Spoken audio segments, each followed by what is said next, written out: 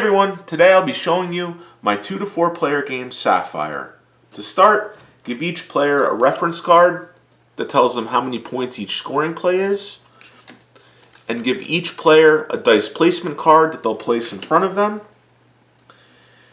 Then deal each player one card from the top of the deck, and then take the top 6 cards from the top of the deck and lay them out for a community row.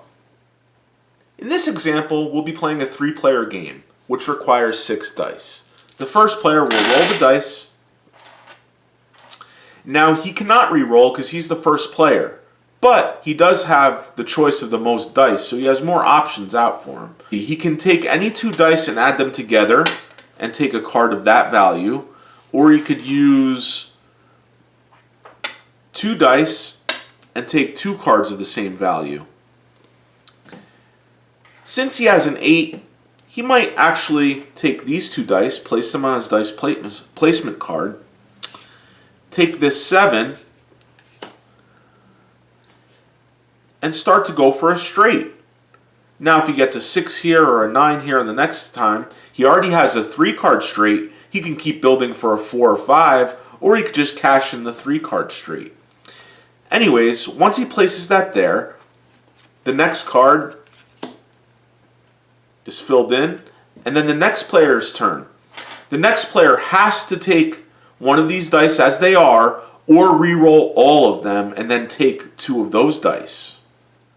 Another thing to note, it's okay if it's 987 or 789, that does not matter.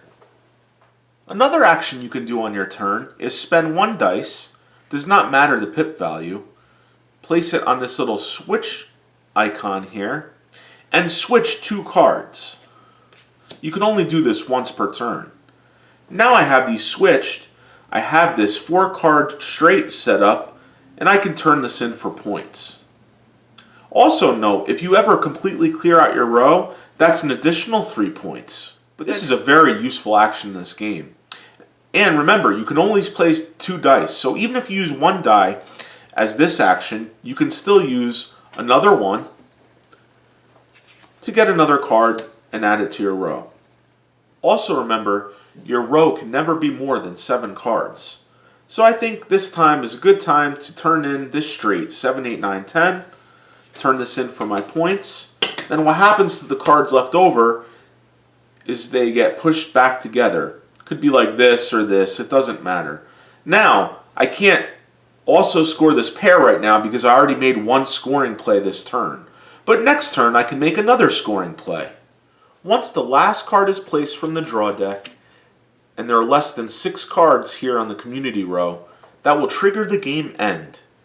You can finish this round out, and each player that hasn't got a turn yet can finish making their scoring plays, and then the game will end. Once the last round is concluded, and everybody has made their last scoring plays, players may then score points for the cards left over in their personal row. Each player gets 1 point for every 2 cards value 6 and under. So they can turn these 2 cards in for a point. And unfortunately, they don't have another card to go with this, so this will score them nothing. However, cards 7 and above will score them 1 point for each one they have. So that's 1, 2, another 2 points, for 3 points to add to their total at the end round scoring. Count up the points from all scoring plays made during the game, plus all the points you had in your personal row at the end of the game, and the player with the most points is the winner.